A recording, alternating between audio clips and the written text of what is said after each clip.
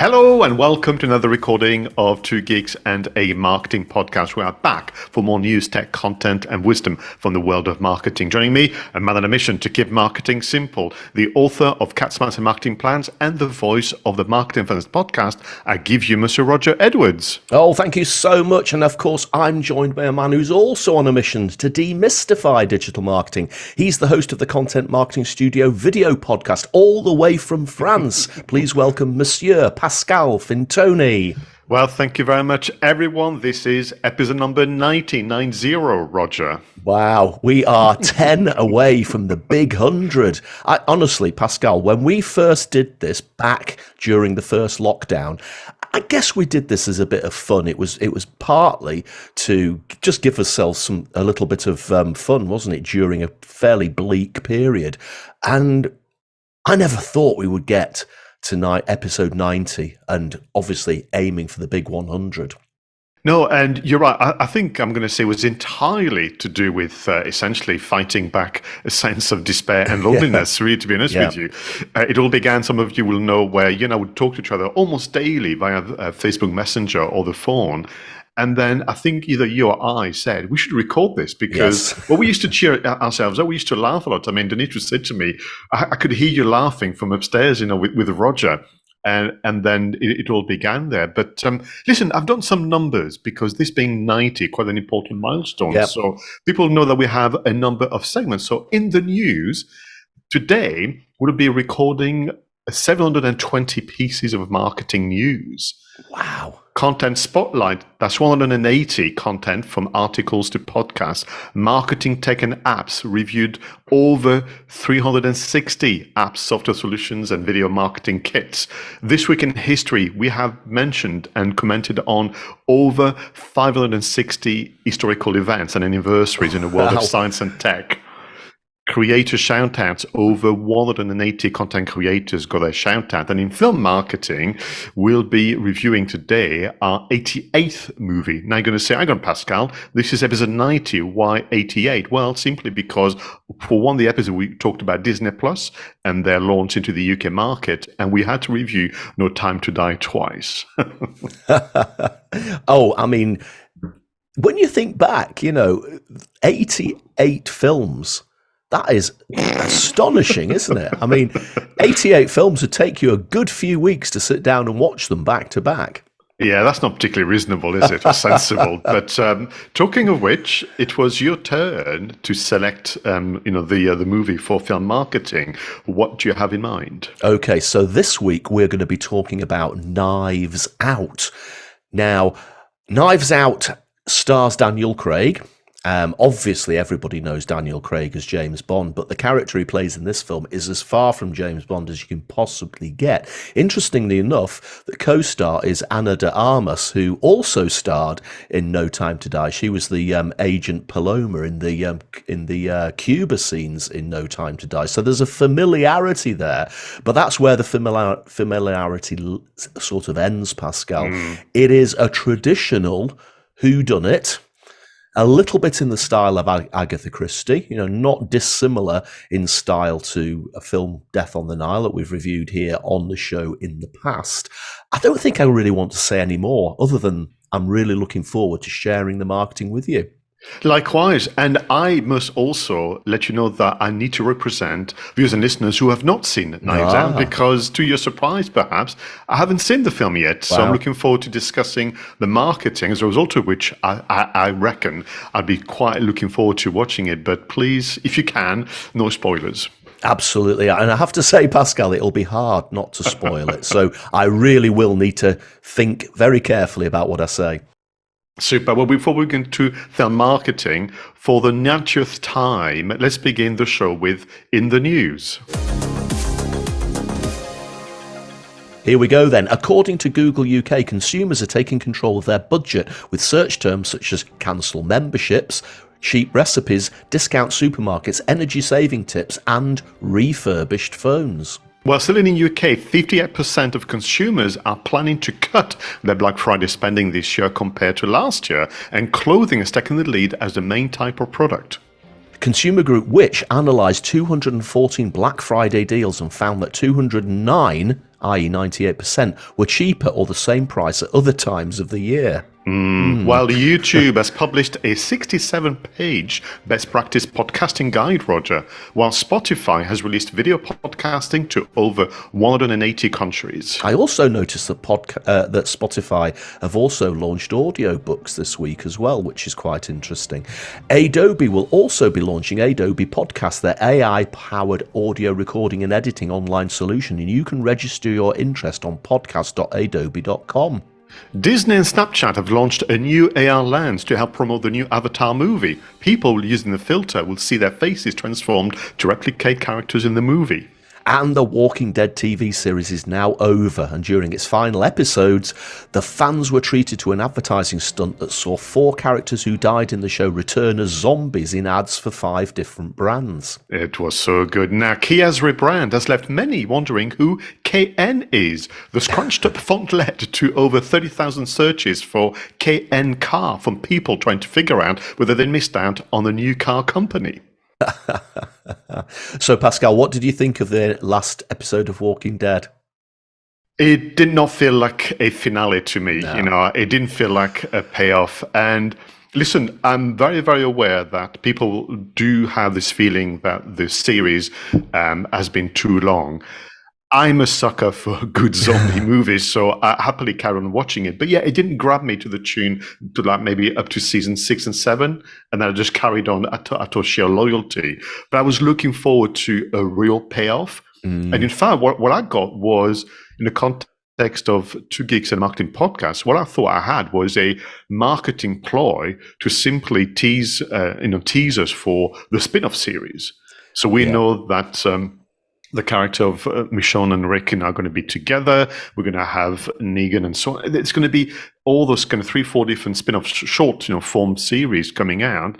And I thought that was just not a good move. You have other ways and means to market the spin-off series, but don't essentially exploit and literally kind of like a bull in a china shop, use the finale of all finales. I mean, all the fans have been waiting forward to the reward of following The Walking Dead for 11 seasons. And I felt just a little shortchanged, not just a little, actually, a lot shortchanged. Yeah, no, I agree. I think it was like a 23.5 episode build-up, and then the resolution of the Commonwealth storyline was almost very rushed. I mean, the whole let's blow up everything at the end thing was just, where the hell did all that come from? And they even narrated it, which I felt was an absolute cop-out. I did think that and we're probably giving spoilers away here, but I imagine most people listening to this will have seen it, but I thought that the Rosita death scene was really quite emotional. And agree.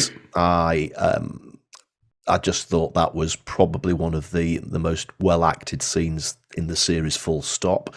I think it should have finished with Daryl on his bike going off into the distance. I didn't like all that Rick and Michonne stuff at the end. I thought that was so blatantly tagged on. It just, I mean, even if they'd pushed it after the title sequence and made it a post-credit sequence, I would have felt better about it. But I agree. Yeah. I didn't really like the way that finished. If it had been Daryl going off on his bike to some apocalyptic style music, I think that would have been a better ending for me. And then what they could have done, which they did do during the pandemic, is you could have done a surprise bonus episode with, what you saw. So, yeah, but listen, in the context of in the news, the reason why this item is interesting is all to do with advertising in the context of what you're advertising within. Yeah. So I thought obviously in terms of storytelling, the advertising agency is called Maximum Impact, if memory serves, owned by Ryan Reynolds. Yeah. And he's a guy that understands storytelling, that can really pull all the right strings. And what was interesting, the reason why it made the news in the marketing world is that you had 5 different brands that worked together using, a central theme. And asking, characters and actors from the season to be essentially the spokespeople or the spokes-zombies for essentially pretty serious items such as computing and so on and so forth. I thought it was just a good example of contextual advertising, as is the case. And, you could say that the Disney and Snapchat partnership is interesting. And then, contrary to Kia, in an attempt to modernize its look and feel, the brand is not readable. And literally, it could, people, if you saw the photos online, Roger, it does read KN and not Kia at all. Yeah, it always makes me laugh. I mean, it reminds me of when Aberdeen Asset Management rebranded themselves as a burden, they still say it's pronounced Aberdeen, but it's just ABDN, isn't it? A burden. And it's just playing around with letters. But I guess that if it gets eyeballs on screens and it gets people to open the wallets, then that's fine. Now, to their credit, I believe, as reported by the marketing kind of news industry, that the brand, and by extension, I suspect this communication team, reacted and created actually landing pages around the search term KN car. So, you can kind of react and adapt. Talking of searches, so the first 3 items were about Black Friday. It so happens that you and I are recording episode 90 on Black Friday. Yep. Before people accuse us of, carefully planning this is just, pure chance and coincidence. But the news from which that essentially, Black Friday is not what it used to be, and that there could be brands out there misleading consumers. We always had an inkling, but for this to be actually now analyzed and reported formally, it's embarrassing, right? Yeah, I mean, let's face it, Black Friday is an American thing that's really taken hold in the UK. And it's recent, isn't it? I mean, it's within the last decade that we've had this obsession with Black Friday. I usually have a look on Amazon for deals, but I haven't really found anything this year that I could say, that's a genuine money saving here.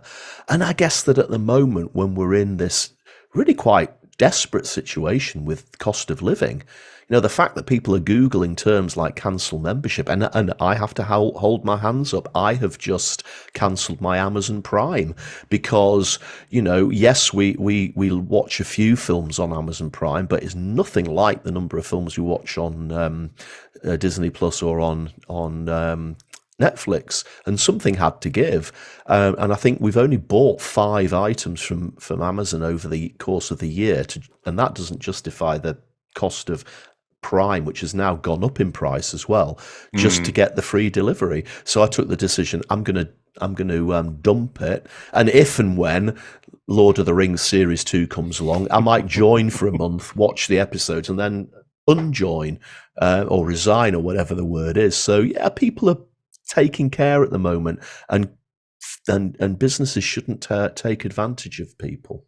There was another kind of parallel story, which is not featured in the news this week, but I think it's important. So in addition to people being more careful, there's also, at this time of year, a massive increase in scams and people falling foul of actually very, very well executed, email pushes, or now also be careful. This is a message from Google Play.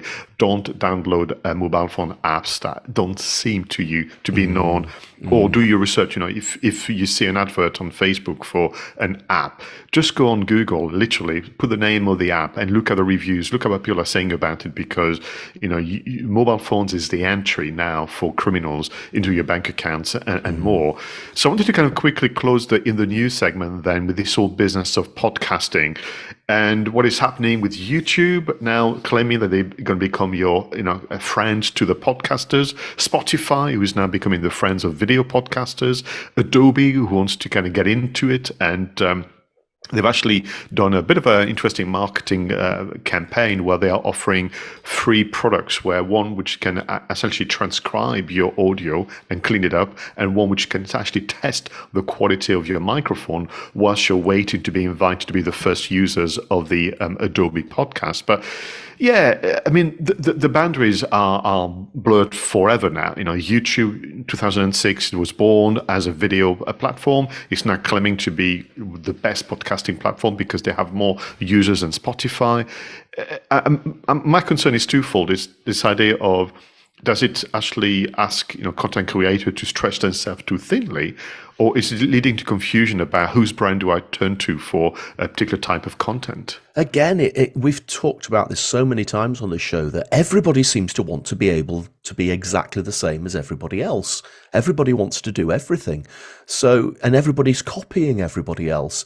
And the problem is, from a marketing point of view, if you're the same as everybody else, you don't stand out. You've got to give people a reason to buy. And my fear is that, all of these blurred boundaries become so blurred that, people genuinely won't know which is the best one. Now, my initial reaction to reading that Adobe thing was, well, why do they need to do that? Because they've already got Adobe Audition. That's one of the best audio editing pieces of software that exists. But I imagine that this will be a slimmed down version of Audition and probably allows you to do the recording over the web to your guests, etc. A bit like they've got a cut down version of Premiere Pro. It's called I can't even remember what it's called, Adobe Spark or something like that. So I can see that, but it's becoming blurred and people are getting confused. And when people are confused, they don't open their wallets. But it's interesting. I mean, you and I, of course, have got the Two Geeks and Marketing podcast as a video, long form content on YouTube. We have obviously the audio only version of Captivate, which is then distributed across the other podcast network, and that kind of works well. But it was always my position that YouTube is also claiming to be the destination for short form content. And I've always said, well, that it will mean that the long form version of Two Geeks won't be as popular as a 10-minute video on how to do something. We're satisfied with that. Because podcasting in general is long form, although I think research from Pod News and the others suggests 47 minutes seems to be the median. It's back to that, which is, so are they going to create a new channel called YouTube Podcast, where all the podcasts are going to be in, and that's how to compete against Spotify. The same way Spotify is launching video content in an attempt to attract different types of content consumers. Yeah, no, it'll be interesting to see how it plays out, because let's face it, they're going to have to ramp up their marketing to start differentiating themselves in some way. Excellent. So everyone, please let us know about some of the marketing news you've come across. Have you come across a KN car? Can you send us a picture as well? And what did you think of the Walking Dead finale? Are you sharing, Roger's and my views, or are you actually very, very happy and perhaps looking forward to the spin-offs? And if you can find a truthful Black Friday deal, please send us a copy as well. Time to move on now and slow things down with the content spotlights. Now, in this segment, Roger and I surprise each other with a discovery from the interweb, an article, a podcast, a video, something that helps us reflect what it means to be a content marketer and creator in today's economy. So, Roger, I must confess, I glanced at the show notes and I'm so excited about your discovery today. Okay, Pascal, this is a book. Well, I've got the Kindle edition, and the title of the book is How to Tell a Story, the definitive guide to telling an unforgettable story in any setting, drawing on 25 years of experience from the storytelling experts at The Moth. Now, I have given a shout out to The Moth before on the show, quite a few episodes way back. The Moth is a podcast, and the podcast is derived from these live shows that they hold all over the world, where people stand up on stage and tell a personal story, usually in about 7 to 10 minutes. It's quite a short format, but it's extremely popular. And the storytelling expertise of the people that get onto their stages is absolutely amazing.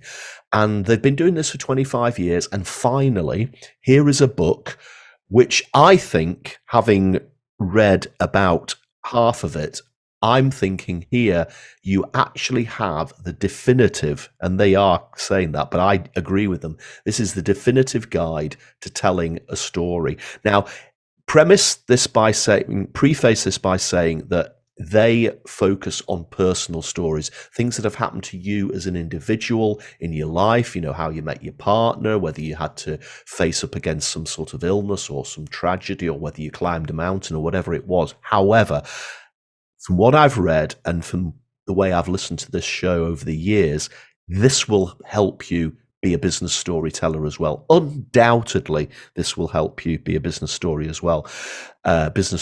as well. Now, interestingly enough, the book was released in the States back in April.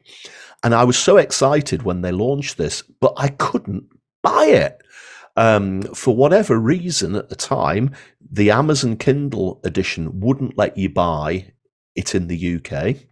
And it did say on the website, the UK won't be getting this until the end of September. And I just thought, what's going on here? I was getting a bit annoyed about it, to be perfectly honest. It wouldn't even let me order the actual print version and have it shipped over. And all is revealed now. And what's happened is that the UK edition, I guess they've put extra work into it because, yes, they've got 25 years worth of experience and 25 years worth of storytellers. But what they've done in the UK edition is they've included quotes, stories, anecdotes from people that we would recognize in the UK. For example, the author Neil Gaiman, who's written all sorts of fantasy books and he's written episodes of Doctor Who, etc. So, okay, hats off to them for doing a genuine UK edition, and they've just tinkered with it a bit, I guess, to de-Americanize it, and I think that that's really good. Now, what I'm not going to do, Pascal, because honestly, it's 400 pages long, this book. I'm about halfway through.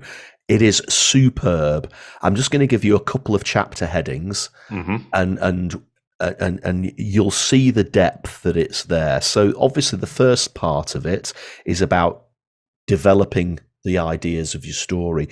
And chapter 3 is mining your memory. And they give you all sorts of little exercises to do. Some of them are questions. Some of them get you to write lists. Some of them just get you to go back through cupboards. I mean, it literally is things like that, just to get the ideas, the memories. And once you've pinpointed a memory, I mean, it could be something from 30 years ago. They then ask more questions to tease it out of you, to see if there's genuinely a story there. And really what they're looking for is something that happened to you, however small it might be in the scheme of things, which actually created change in you as an individual. So think about that from a business point of view. It could be the same thing. What was a moment when your business changed as a result of one of these memories? And then, of course, they're starting to tease these things out. So subheadings in that particular chapter are decisions. Was it all about decisions, or looking for the ouch, i.e., was there a moment when it hurt, but then the actual result was better? Then they go through this whole way of, once you've got the idea, chapter 4 is the foundation. So this is where you look for the stakes within the story, the what and the why, internal stakes, external stakes. Is it an anecdote or is it a story? Is it a little story? Is it a big story? Where's the arc? Can you summarize a story in one sentence? Then they start giving you narrative techniques in the next chapter, the materials, narrative stepping stones, finding scenes, adding in bits of description. I was stood on the train platform and a diesel train went through and I caught a breath of those diesel fumes, just giving people that emotion and that feeling so that they feel that they're there. Chapter 6, magnifying that emotion, adding in a bit of humor maybe. How can you get people to laugh? How can you get people to cry? Then, of course, a massive section on structuring the story. Is it chronological? Do you do it as a flashback? Do you do it as a flash forward, maybe, in some respect? Callbacks? Is there a smaller story within the story? And then they talk to you about how to start it. And a lot of this will resonate with people like yourself, Pascal, who do presentations and stand-up. What's that first line? How do you hook the audience in? And then once you've got the story, you've written it, you've got it planned out, they give you all these ideas as to how you can actually stand up on a stage or in front of your family or wherever it is to actually tell it. So do you memorize it, or do you use some other technique to familiarize yourself? Do you rehearse it standing up and saying it out loud, or do you sit and just think it through? Again, a lot of these things here will help people who do presentations. And then the last part of the book, which I haven't read yet, just goes through examples of the power of stories. And it intrigues me because I haven't read these bits yet, but things I'm looking forward to are the ripple effect, stories from school, stories from the world, stories as an antidote. That really intrigues me. I wonder what that's all about.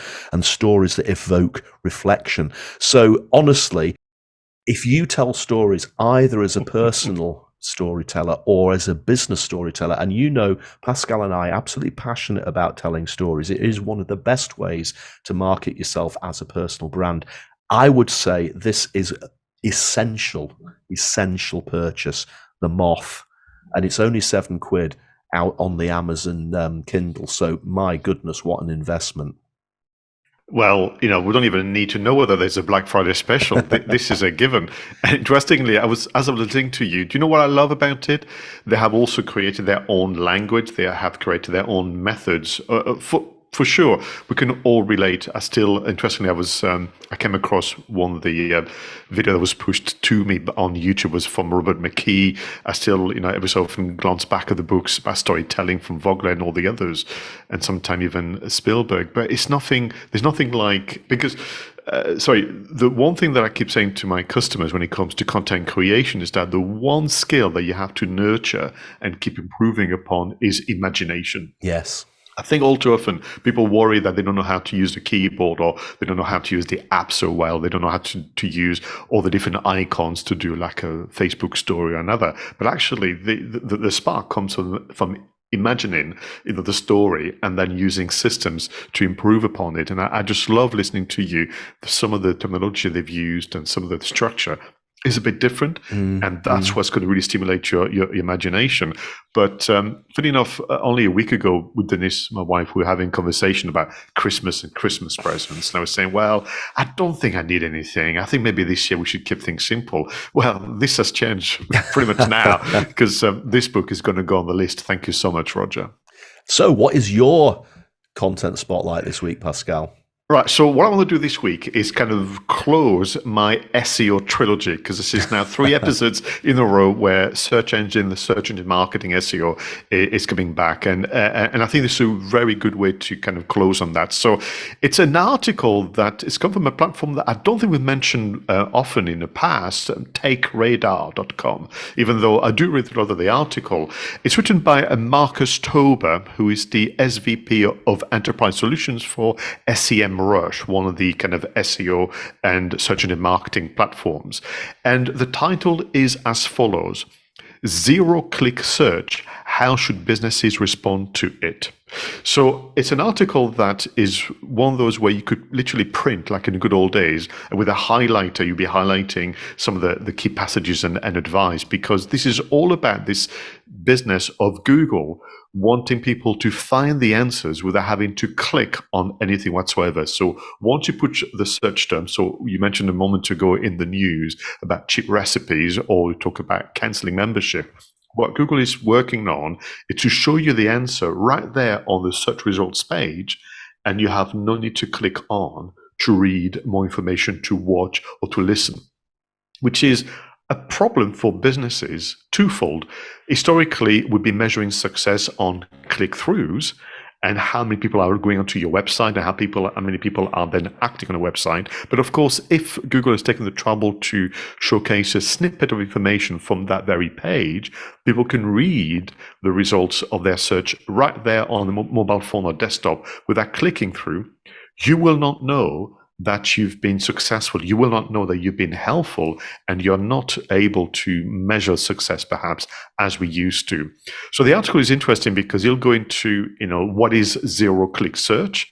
Then he'll talk about why it has happened and what to do to kind of remedy. And back to this idea of Google's aspiration, there are many examples of zero-click search that it's part of our daily routine. We just don't seem to use the term. So, for example, Google Maps. You go on Google Maps, you find information, but you don't click on to look at the business information.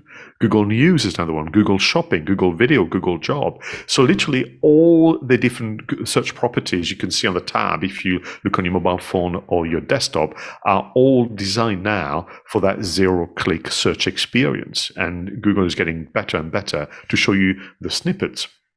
So the advice given by the author here is fascinating, but it's all to do with investing into your online visibility. And I had to stop there for a moment, because when I saw Marcus writing that, I had to smile, because very much like you with your circle of simplicity, I have my own proprietary kind of customer journey and funnel, where we start with visibility, then credibility, then interactivity. So I was thinking, right, well, I'm glad that others are also seeing the need for increased visibility at a time where people are not clicking through the information. So in terms of the what to do about it, bear in mind that it's not going to change. This is very much the investment by Google, and I can assume, Roger, that Yahoo, Bing, and all the others will do the same. Step number one, Marcus suggests we should develop better and more detailed buyer personas, learning from the sales team and from the customer service team as well. And what is fascinating, he didn't say go and do some keyword research or go online and kind of find some information. He's literally saying talk to your colleagues who are literally in the front line, talking to your customers, and find about their wants, their needs, their kind of challenges, and even the questions such as, I thought you were KN, not Kia. What's going on here? So you've got all that going on, some real information. And then once you've understood the personas, then start to create content specific to those many questions. And of course, as has been the advice on this show before, please go in depth and go thorough. The days of creating one article of a few hundred words allegedly to claim the traffic are truly gone. So once you've kind of done the traffic, concentrate on then the execution of that content. And FAQs are very, very important, because they feed those kind of zero-click snippets from Google. And of course, concentrate, which is interesting, back to the book that's been localized, you could say, concentrate on local queries. Google is putting a lot of money on their helpful content update.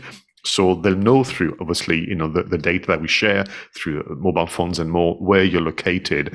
And if someone has done a localized version of the question and answer, you're going to get more chance. The recommendation, of course, is to execute on multimedia, so images, video, and audio.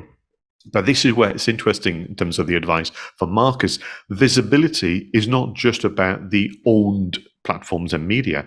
You've got to learn about earned media. So this is where we enter the world of PR, collaborations, and social media with others. You can't just rely on just your website, your social media, and your email marketing efforts to become more visible. You have to work in collaboration with others. So this is kind of an article that you can read more than once. And what is interesting about the structures as well, and maybe that's go back to your storytelling. The first half of the article from Marcus reads more like an essay. And you can really take it on board, almost like more journalistic in nature. But then the second half, it's all the same information summarized in bullet points, almost as though you wanted to copy and paste that second half and send that as an email to your colleagues to go, right, this is the exact summary, and we've got to be seen to be taking action. But in general, back to behavior, I noted some stats to share with you. So according to this idea of not clicking through, so literally seeing the information on the Google search results and not moving through, that's pretty much 57% of all searches on mobile phones and 43% on laptop searches. So pretty much it's half. So half of your customers and prospects will see your information, but they will never visit your website. Wow. This is really interesting, Pascal. Such a lot to get through there. And I like the Tech Radar website. I'm always in there. But, I've always thought SEO is one of those sort of black art things. And you've done really well over the last few episodes to simplify it by highlighting some of these contents, spotlights that you've done. And I think that, I'm obsessed with simplicity, and I do shy away from SEO sometimes because it does come across as being very complicated. And let's face it, some of the people who write about it, some of the people who talk about it, amplify that complexity, probably for their own ends, unfortunately. So it's always good to come across something like this, which is nice and simple and easy to understand. Well, thank you very much. And I think you're right. I am one of the many voices when it comes to SEO to say it's incredibly logical. It can be very frustrating, I grant you. It can be very, very time kind of consuming. But the logic of talking to your colleagues in sales and customer service to hear the wants and needs, the aspirations, the anxieties and desires of your customers firsthand, to then create information that is in line with their wants and needs, but also to put effort in localization, based whether you are in the UK or in Manchester or whether you are in the US and so on. And just accept, and I think that's going to be perhaps what next year is going to be as a challenge for marketers. You know, I've been challenged throughout our whole career about measurements and reporting. And we've done our very, very best to make the report understandable, but also to lead to good decision making. But hearing what Marcus has written about, but also hearing what I'm from social media reporting, from email marketing, from the point of view that, you know, there's going to be some rulings where cookies will be disabled now throughout all our travels on the internet, we're going to have to learn to measure, report, but also understand that this is only almost like half of what we understand. And there's that second half, which is the behavior of customers that we won't know about. And actually, the only way we're going to start to know is to apply your advice, which is that obsessive, desire to understand your customers beyond just an Excel table. Yep, it all starts with the customer. Excellent. Well, listen, we mentioned a user term tech for the first time, I would imagine, in the content spotlight, but that gives me a wonderful segue for our marketing, tech and apps segment. Right, in marketing, tech and apps, as you've heard, we review the solutions for mobile phones or desktop that can make life easier as a content creator. And I have to tell you, every single time for the last 3 years, Roger has managed to surprise all of us. Well, hopefully I'll surprise you again. Now, I have to give a little hat tip to Dr. 𝗧𝗵𝗲, who actually lives not too far away from you in France. So it's not a hat tip; it's a chapeau, isn't it? Apparently, that is the. I came across this the other day in a tweet. Somebody said chapeau to somebody. I thought, what? Apparently, that is a thing. People don't say hat tip anymore; they say chapeau. Apparently, anyway. Okay. I don't know where that obviously is. It's come from France, but anyway, Claire, thanks for pointing these things out. She did this in a LinkedIn post. Now, this is a new piece of software on desktop, and it's called Turtle. But as always with these tech firms, they've dropped the E from the end of the word turtle, so it's Turtle with the L at the end. Now, what effectively, when you look at this, it's just a version of PowerPoint or a version of Word for Windows, and maybe a bit like Canva, I guess, in some respects, but they've got some astonishingly good templates. And if you're wanting to put together, I'd probably say a little bit more of a professional looking, say, brochure, or maybe something that ultimately you might want to print, or if you want to create a flip sort of book that people can flip on the screen. It looks like a book, but it's actually on a screen. They've got some really good templates to allow you to do that. And they're colourful, they're interactive, and they really stand out. And I just had a look at this, and, I spent a long time, a year or so ago, on Canva, putting together a little brochure for me as a speaker. And I was very pleased with the end result, but it was very fiddly. Whereas this, I could have done it in a fraction of the time, and I would have had that flip, and I would have had all sorts of different tools to play with. So well worth having a look if you're looking for an alternative to things like Windows and PowerPoint to create documents. I think a lot of people will use PowerPoint, even if it's not for a presentation. They'll create a PDF out of it, but this is probably a better option. The second one sort of goes in tandem with this, and this one's called ThingLink, and they haven't dropped any letters out of this, so it's genuinely spelled ThingLink. Now, what this is really good is, imagine you put together a document in that Turtle software, but what ThingLink then allows you to do is to add call-outs or add pop-ups or add, not pop-up ads, but actually just information pop-ups, like you hover over a question mark and it comes up with a little paragraph to explain what that means. It allows you to do that sort of thing. So I've only just discovered these over the last week or so, and I've only started playing with them. But again, it gets the creative juices going and makes me think, do you know what? Move away from the traditional things like Word and PowerPoint if you're not actually doing a written document, just words, and if you're not just doing a presentation. Don't use them to create other documents. Use something like this. And I particularly like those little thing link call out gizmos, if that's the right word. So have a look at both of those, turtle without the L and thing link spelled correctly.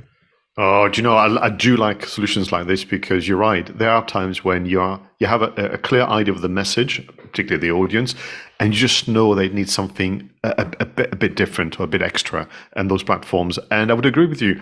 As much as I'm a daily user of Canva, when it comes to documents in particular, or document-based type information, it is very fiddly, isn't it? And it can waste more time than gain. So I'll be trying those too. So for my part, I promised I would wrap up the SEO trilogy. So there we are. So going back to the article that I mentioned a moment ago, and this idea of the zero-click search and the advice given to us by Marcus Tober from Semrush, I read this article several times and given a couple of comments about Google Maps, and his position, pretty much like mine, is that it's soon to become the next super app for small businesses. And that idea kind of got me thinking about reminding people, particularly this time of year, where you need to be looking after your online presence, your visibility, in particular, therefore, your Google Business Profile, which feeds the details on Google Maps, and the ask for a review function.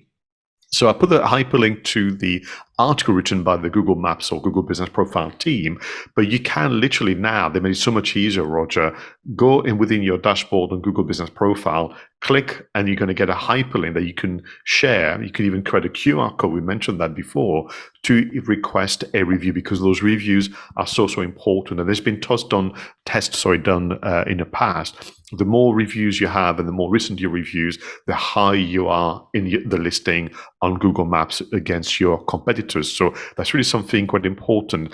The other thing that I've noticed as an aside as well on Google Business Profile is when you go in, there's almost like a mini dashboard before the full dashboard. And the way in which they organize themselves is very telling. And at the moment, Google is pushing for a live chat function on your Google Maps entry. So for some businesses listening to us today or watching, consider whether or not, even just for the Christmas period, where people, number one complaint from, you remember 2 weeks ago, is not able to contact the store, not able to contact the business owners and that kind of things, to maybe switch on your live chat for the next 2-3 months it could make a big difference. So on that very point about being contactable, the number one challenge for all businesses is about how your business information is being presented across a number of directories and listings. SEO experts and beyond call this your local citation. So how is your business presented? Is the address correct, or is it the old address? But what about your telephone number? Is it the right email address, and so on? And the reason why you want to make sure that you are listed correctly throughout is back to first impressions, for your next customer. But in fact, Google also checks your local citations. And if there is a great number of mismatch, you're going to get demoted on the listings as well. Going to make sense, So they're looking for Pascal, Fintoni and Associates, which is my business. And if across 10 listings, there are 5 to 6 different addresses, and sometimes that could be literally because it says road and not avenue, or it could be the telephone number has a +44, and then sometimes it hasn't. So all those kind of little mismatch makes essentially your ranking, to be impacted upon. So there are 2 solutions to check how you are being represented online across many directories, and I'm thinking Yelp and many others. So they're a company called Bright Local. They specialize in local SEO. I put a hyperlink for everyone where you can literally use their database. You put your business details as listed on Google Maps, and they're going to compare and contrast with all the other listings as well. And well, of course, Semrush have got their own local citation checker. So I think it's only for they should get a shout out. So between those two, as well as a manual search, I would suggest, Roger, that people for this time of year should go on Google and enter their business name and look at all the search services, from universal search to images to news, all those kind of tabs. And what is your Google CV?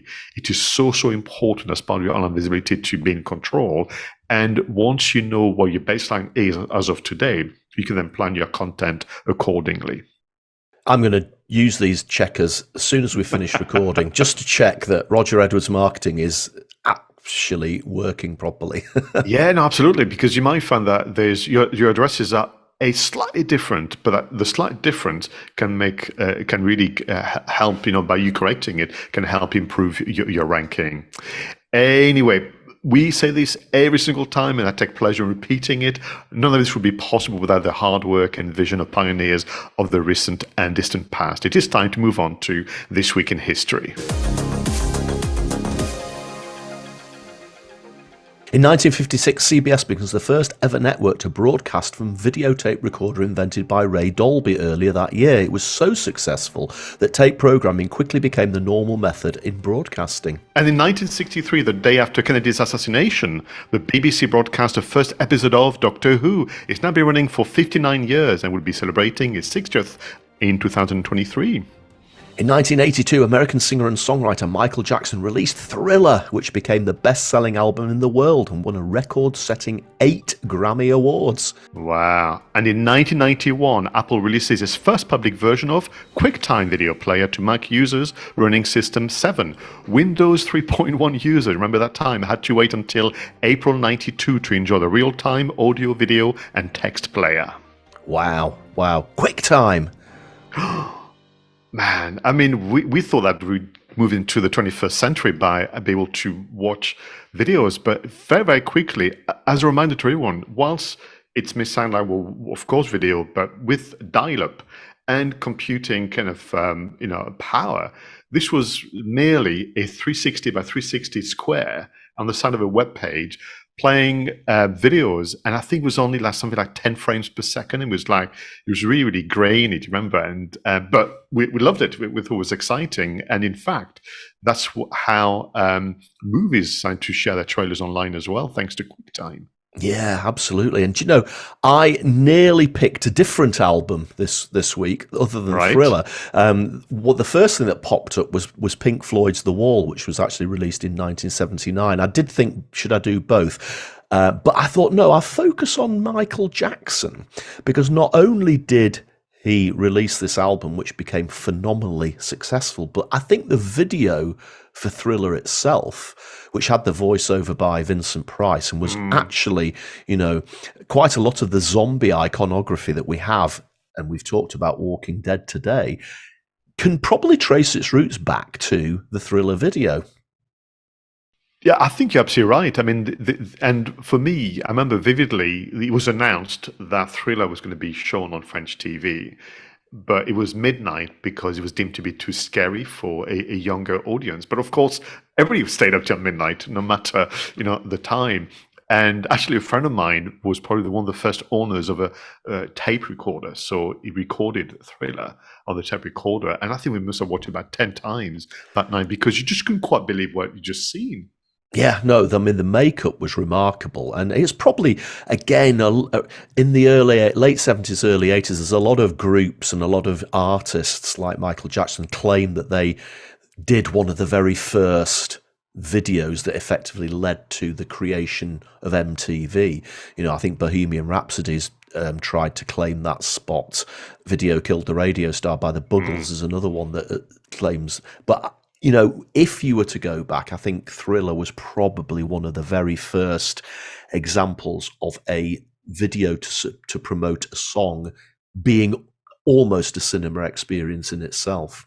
It was. And do you remember people, as in the broadcasters saying, but it's just too long. No one's going to watch that. It's just too long. It's not fair for the other, kind of music videos and so on. But it was such an event. I think the whole PR I think actually the fact you had to wait till midnight made it even more exciting and more daring.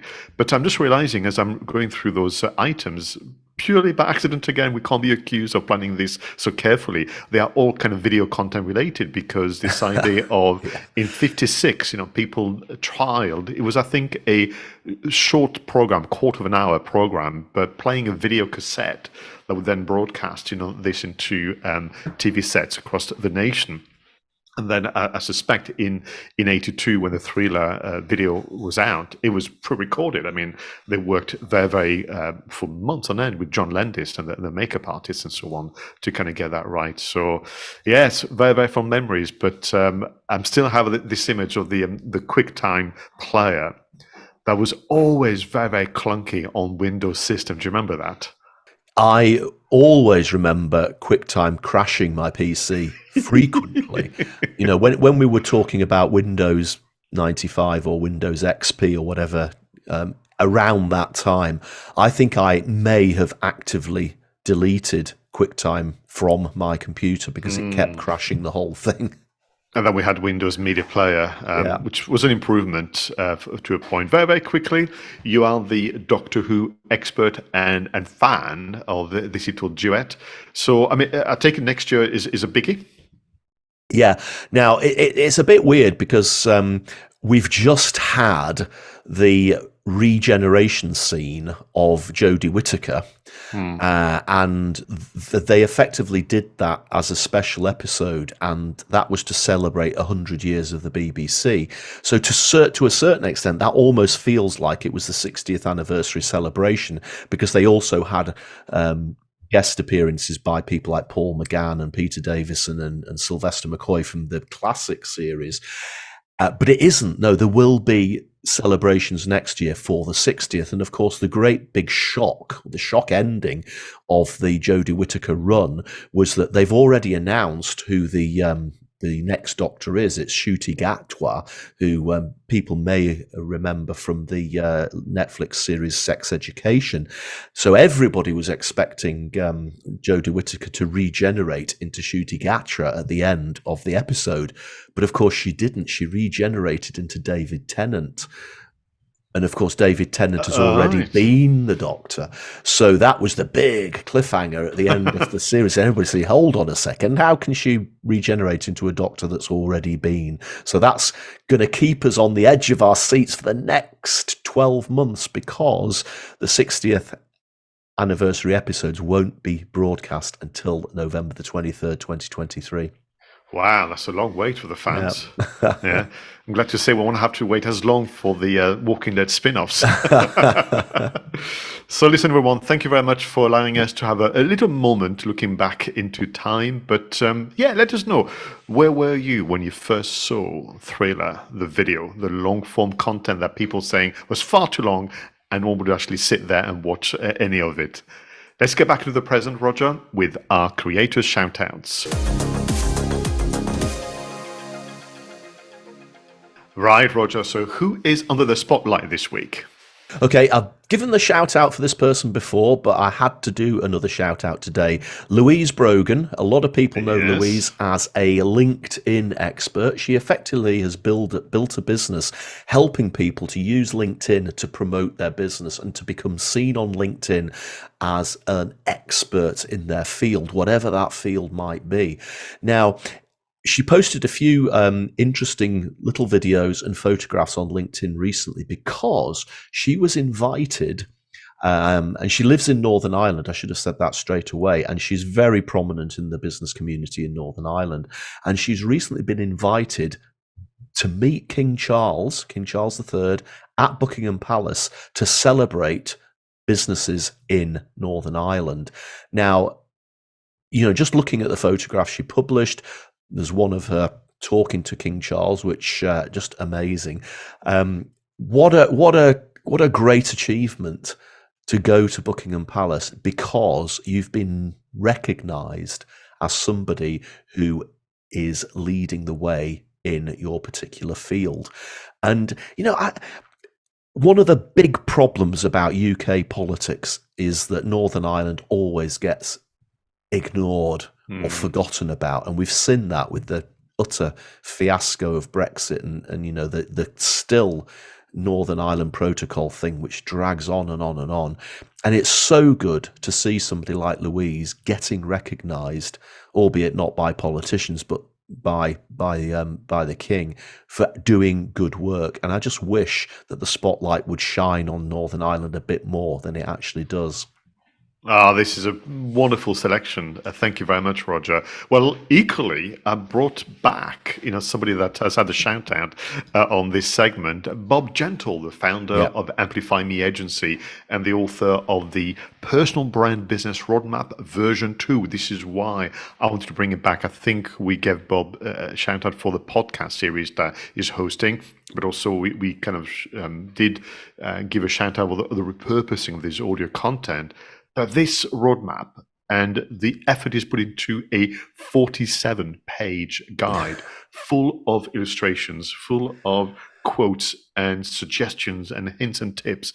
It's just an absolute delight. And, at a time where there is a strata of the marketing population who is always looking for hacks and tricks and quick wins and and clickbaits and all that kind of nonsense, or kind of bizarre Black Friday deals. It's nothing like someone actually putting the graft in. And this will have taken a lot of time to pull together, and this is available freely. You can just follow the link, leave your details, and Roger will confirm. Bob will not spam you. He will not get in touch and trying to sell you courses at a very strange price. He just literally, very much like Louise, I suppose, wants to make a difference, one bit of communication at a time. So I wanted to kind of give him the shout out for the hard work behind the scene, which is sometimes, you can consume this 47-page document maybe in one sitting, just go through all the pages, but that would belies the hours, if not the days of planning. So thanks again, Bob, for that very generous offer. Fantastic shout outs both. Excellent. Right. We have reached the final segment of Two Geeks and a Marketing podcast, film marketing, just after this. So today's selection is Knives Out, 2019 movie written by and directed by Rian Johnson with an incredible ensemble cast. But before we go into the review of the marketing campaign, let's watch the trailer from Lionsgate. I suspect foul play and have eliminated no suspects. I'm Detective Lieutenant Elliot, and this is Trooper Wagner.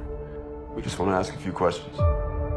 We understand the night of his demise, the family had gathered to celebrate your father's 85th birthday. How was it, by the way? The party? Pre my dad's death? Oh, it was great.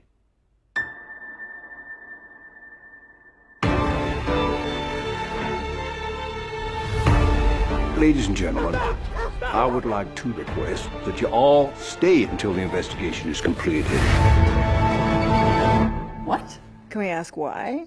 Has something changed? No. No, it hasn't changed, or no, we can't ask. I'm gonna live till I die. You think one of his family Walls. killed? Is that what you're suggesting? Let it cry. I'm gonna take the You all love twisting the knife into one another. Up your ass. Oh, very nice. Matter of fact, eat shit. How's that? Eat shit, eat shit, eat shit. Smug smile. Definitely eat shit. gonna dance, gonna fly. I'll take a chance. Flying high. For my numbers up, I'm gonna fill my cup. I'm gonna live. You know something. Spill it. I suspect foul play. I have eliminated no suspects. I'm gonna live.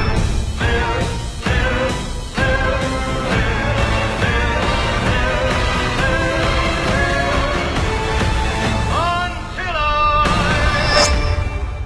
It's a twisted web. We are not finished untangling it, not yet. What is this? CSI KFC?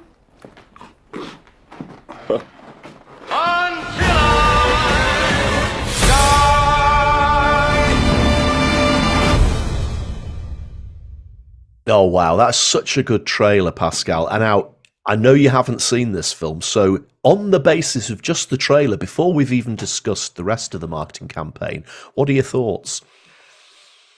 I'm not sure. I'm not sure, Roger Edwards. And I feel terrible saying this because all the ingredients are there. I mean, if you look at the cast, it must have been one of the most expensive movies made in 2019, unless they all went for percentage of the revenue.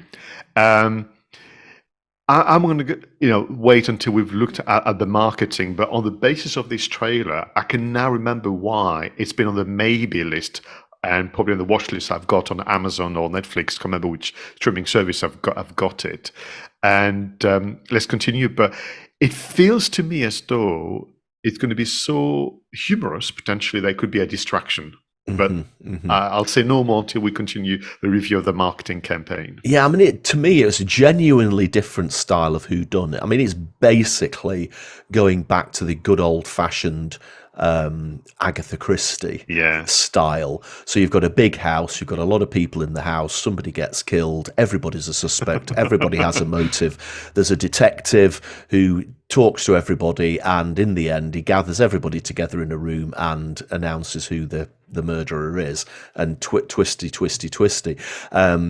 Daniel Craig, from the trailer that he's got a bizarre accent, an Southern American accent, which will utterly freak you out as a James Bond fan. But you get used to it. And actually, I think that is probably quite good, because he could have been too much like James Bond in the film. And I think by giving him this ridiculous Southern American accent, they actually did mark him out as being different. So let's have a look at the marketing campaign then. I mean, I like some of the humour in the campaign, and I like some of the elements. It started off, I mean, it was launched in November 2019. They started talking about it in July, so quite early, and the original poster was really quite simple. It simply had a magnifying glass with a knife as the handle of the magnifying glass, as opposed to a proper handle. The word "Knives Out" slightly magnified by the magnifying glass, and then just this great big list of some of the stars, not all of the stars, but a great big list of some of the stars. So obviously Daniel Craig, Chris Evans, Ana de Armas, Jamie Lee Curtis, Toni Collette, Don Johnson, Michael Shannon, Lakeith Stanfield, Catherine Lang, everybody. It's, as you say, one of the most expensive movies in terms of the number of actors. I love the strapline. Everyone has a motive. No one has a clue. It's good. Again, it sets it up as a whodunit. This is a traditional whodunit. All the tropes are there, as I've already said. Then one of the things that I love about the next set of posters, and we've seen this before with the marketing for Death on the Nile. Obviously, in a whodunit like this, Pascal, you've got loads of characters, hence all of those actors, and each of the characters got their own poster. And the poster showcases the character. For example, Ana de Armas is the carer. Daniel Craig is the detective, but they also showcase part of the house as well. So you've got the character, and then in the background you've got either the library, or you've got the sitting room, or you've got the upstairs loft area, or you've got the office that Christopher Plummer sits in. I absolutely love the colour schemes for these posters, and of course they were absolutely littered all over social media, and they used these individual character posters all over social media. I like that a lot. I mean, the execution is exquisite. I mean, the color palettes throughout, and you can imagine a very lavish interior of the house. But immediately, I am thrown back in time into me playing Cluedo with my siblings, and kind of go, well, who was it? In which room? Which weapon? And already I'm warming to it, because I'm thinking, okay, so this is somebody, or this is a production team that understands the genre and understand, the key elements, and they're not afraid to play them back to you as it will nod to the fans. So, the assumption being that, in a way, the fans of that style of storytelling will know more than the characters themselves. Yeah. So what I liked about the poster campaign is the first one was just effectively the title with the magnifying glass. Then they did all the individual characters separately. And then finally, in the month before the launch of the film, so this came out in October, was the full Knives Out poster, which actually had all of those things in it. So it has the magnifying glass with the handle as the dagger, and all the cast as well. So I really like the progression of even just the poster campaign. I thought it was really, really quite interesting the way that they did that. I find the choice of typography and calligraphy, for the title Knives Out fascinating, because it's not one that I've seen before. And I kind of saw a glimpse of reviews and some people saying what is clever about the film is that it's not committing to a particular era. It could be 50s, it could be 60s, it could be 70s. It's all in there somehow. And I think the calligraphy kind of suggests that, because we are a huge fan of the work of Agatha Christie. I probably watched all the Hercule Poirot with David Suchet that, you can get your eyes and ears on. And I feel as though they're playing back to that. Looking at that poster where they are all together, what I think they've done as well, it would seem, is reinforced this element of wit and humor with the strapline hell. Any of them could have done it. Yes. Which I think it's back to this idea of clarity of message and clarity of intention with the style and the tone of the movie. Yeah. So then we move into the trailers. We've already watched the first trailer. Then they followed that up with 2 more trailers. Now, the second trailer was a lot more fun. It focused much more on the family and all of those individual characters, and it does showcase a number of the humorous moments. Now, it's quite interesting because mainly with trailers, if a film has 2 or 3 trailers, they're usually always very much the same, aren't they? They use the same clips, maybe in a slightly different order. They may focus on a different character, whereas this particular second trailer is really quite different to the first one. Yes, there are a couple of scenes that are the same, but it is actually a genuinely different trailer, which I thought was different and made it stand out a bit. Yeah, it's fascinating, and we have spoken about this, about right message, right audience, right time. The only example that I can think of where trailers are very different was when we looked at that sci-fi movie. Was it called In Time with Justin Timberlake? Where literally we discovered very, very different forms of storytelling, and to me is exactly what the world of communication is about. So you have the trailer to announce that a movie is coming very soon. I mean, they chose Thanksgiving as well as the date, which I think is interesting, where they're trying to claim, that festive period which is why we have that element of humor and tongue in cheek. But then so let's address maybe the need of a different audience for the different trailer altogether. Yeah, and then there was a final trailer in the run-up in October, and this was much shorter. And this, again, may be a little bit different, I've not seen before. This focused on the initial reviews. So they actually put the trailer out with comments that the press and other media had made about presumably the audience showings that they do, the research showings, and they used the quotes in that final trailer. I was looking and reflecting on the date because you and I have reviewed so many movies who've been the casualty of COVID and the lockdowns and so on. And literally this was released 2 months before, essentially it all began. So it had benefited from the theatrical release, which is, reflecting on the 18 movies that you and I've looked at. It's becoming rare now, not to mention a movie being delayed. Case in point, No Time to Die with Daniel Craig, had been delayed so many times and so on. And for me, looking at the cast in particular, it feels as though it was one of those where the cast would, I've been working very hard on the Bond franchise. In the case of Chris Evans, I've worked very hard on the Marvel franchise. I need something very, very different. Yeah. Both in terms of the character I'm going to literally play, but also in terms of the filming style, the duration of the filming, because this was a quick turnaround for sure. Yeah. Now, let's move on to the website, Pascal. Or should we say, let's move on to the website that no longer exists. Now, come on! Come on, distributors. This film is less than 3 years old, and you've already allowed the website to die. You get the error. The website doesn't exist anymore. And it was, by all accounts, from what I've read, it was a really good interactive website. You've got all of those posters for all of those individual characters. You could click through on each individual character, learn a lot more about them. In fact, we'll talk later about the TV spots, but each character also had a video, and some of the characters even had sub-websites for businesses that they were running. So Tony Colletti's character was running a business called Flam, and there was actually a sub website about that business. And they've let it all go, Pascal. I mean, honestly, that would have been such a good example of good marketing. We've got to find someone that works in the industry to explain this to us, because we've reported that fact. I get it. If it's a movie from 20 years ago, I have some understanding, although it doesn't cost much nowadays to host a website. But 3 years, particularly with sequels that are pretty much going to be released very soon, that feels like a big mistake.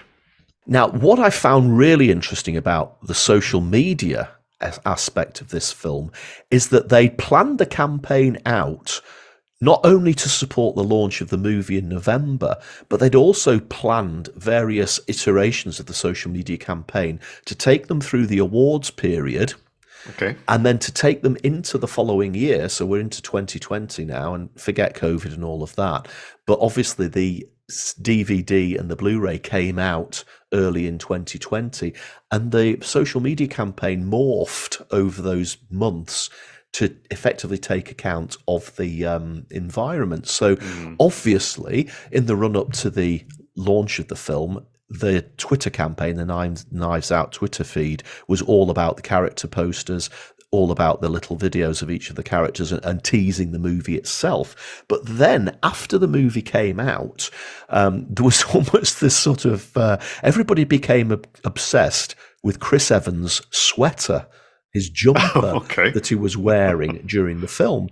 And what they did around about after the film had been going and we were heading into awards season is they actually changed the Twitter name for a while and made it about Chris Evans' sweater. So they actually created this whole almost iconography around this sweater. And they then started encouraging people to take photographs of themselves wearing a sweater similar to that. And it was even a Knives Out challenge. And this created from the agency, I read the agency's website, 2.8 million impressions and 158,000 engagements as a result of changing that Twitter feed to become about the sweater. And again, as they went into the awards season, so Oscars and BAFTAs and everything like that, they even created some almost like joke posters.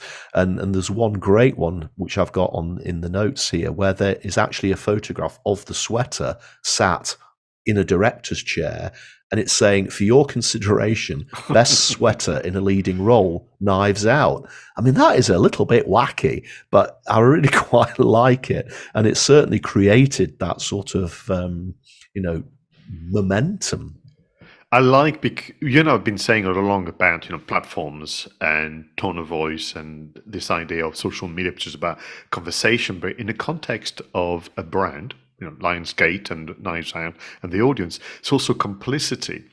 And this reminds me, I suppose, we now have the luxury of looking back at 88 movies, as we mentioned, when we began recording this. It reminds me of when we looked at The Shallows. Yes. And where the seagull literally became a thing on Twitter. So is Twitter. It's interesting, isn't it? Yeah. And certainly people were saying, well, we need to have an Oscar or an award for the Steven Seagal and that kind of things. But what I like about it, because you kindly shared the poster, is back to the effort. It's in line with everything else they've done from July in terms of the typeface, the color choice, and so on. But the humor is just off the charts. Yeah, and then the social media campaign morphed again.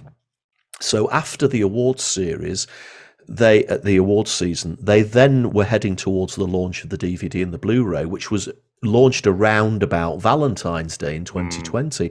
And again, this is quite innovative, but they recut the trailer of the film to make it more like a romantic comedy. Now, without giving away any of the plot, there is a bit of a relationship between Ana de Armas and Chris Evans in the film, and that's all I'll say. But they recut the trailer to make it look as if it was a rom-com about those two. So again, really quite interesting, but tying into the launch of the film around Valentine's Day. So the social media planning in ahead for this is one of the best I've seen, because they wanted to maintain the momentum way beyond the launch, and they'd already thought about the support for the for the DVDs and the media coming forward.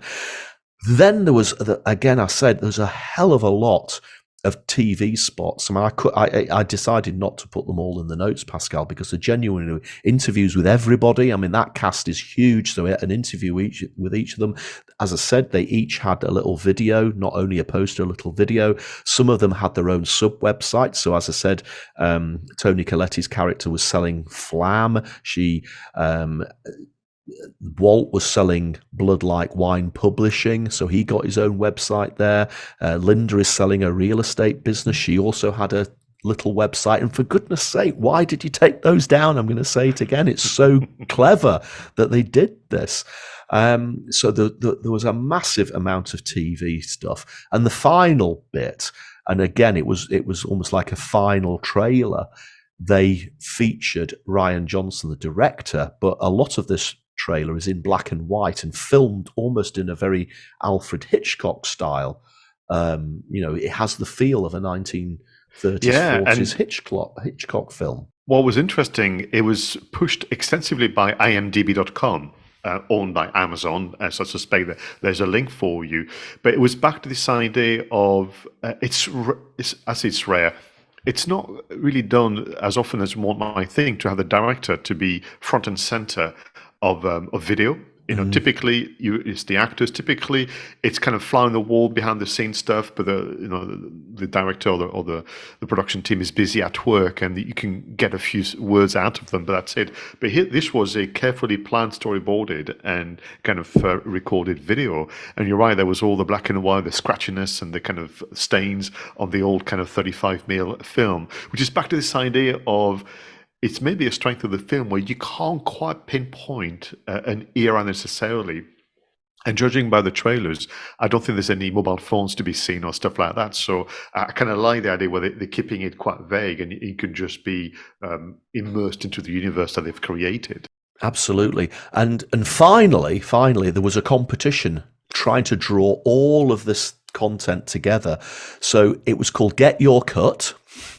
And it was announced in September, and there were clues hidden throughout the posters and in the trailers. And the prize was $250,000. And and again, it's genius. They positioned it almost as part of Harlan, Harlan 𝗏𝗏, who's the Christopher Plummer character.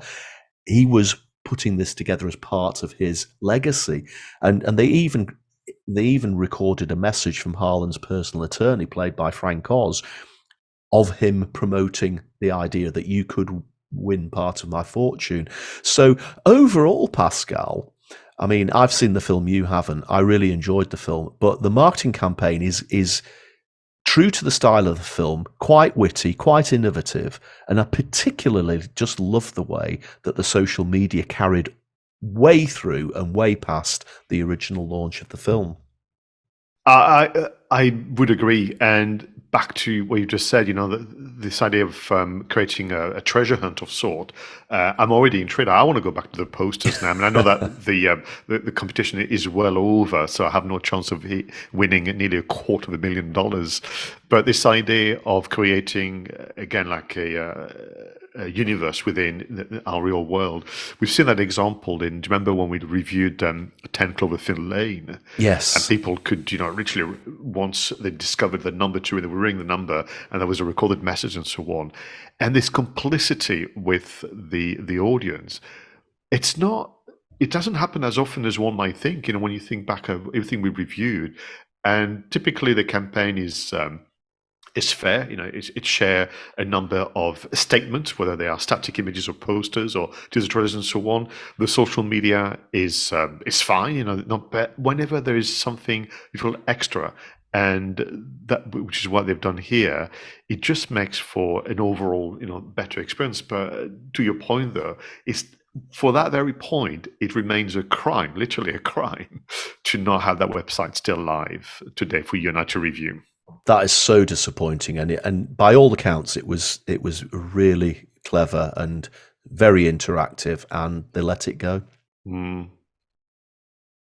My decision, Roger Edwards, is that we shall be watching Knives Out this weekend. Fantastic. And the two things that really tipped me over the kind of for maybe 2 years were the character posters. I just I would encourage people to go online and seek them out because they look stunning.